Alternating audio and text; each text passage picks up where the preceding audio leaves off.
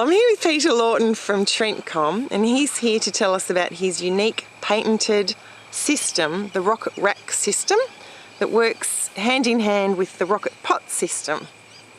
So tell us what we're looking at here, Peter. Well, Mel, this is a flood and drain tank. Its purpose is to water the trees perfectly as they grow.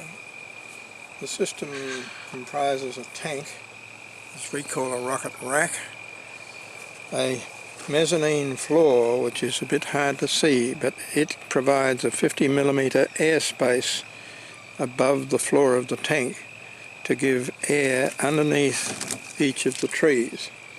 The purpose of that is to air root prune. The racks are flooded typically every 3 days when the trees are growing. We water by weight. When we detect that the weight of the tree has dropped sufficiently to require watering, then we water. That when we do water, every tree is watered perfectly. The racks are lined up in rows of 10. You can make it any distance, but that's what we chose. The trees are held in the racks by this new spacer bar, a precision engineered mounting spacer that prevents the tree from blowing over and aligns them. When we start germinating, the trees are put right together like this and like this, and there's 200 of the trees in this rack. After germination, we space the trees out. After the tree is about as high as this, we space the trees out so that we remove every other tree to give them more light.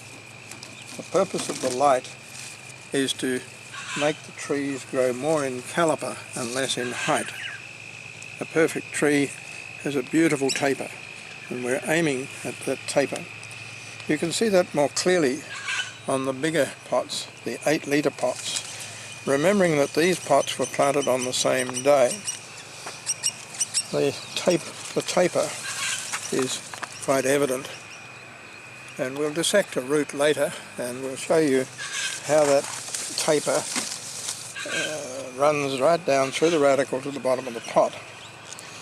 In every case we've ever done, the seed throws its radicle to the bottom and is unbranched right to the bottom. And that radical, 180mm long, really gives a good tree. But to go back to the point of the racks, by starting the seed in these racks closely spaced and initially watering by spraying until the seed radical gets to the bottom, then we get the tree started, and from there on in we start flooding and draining. We pump water into the rack, we let it dwell for an hour, and then we let it out through a sump tank which then recycles. No water ever leaves the system, no water ever touches the ground. And we're able to limit water use only to that water that's transpired by the leaves and a small standing loss that occurs by evaporation.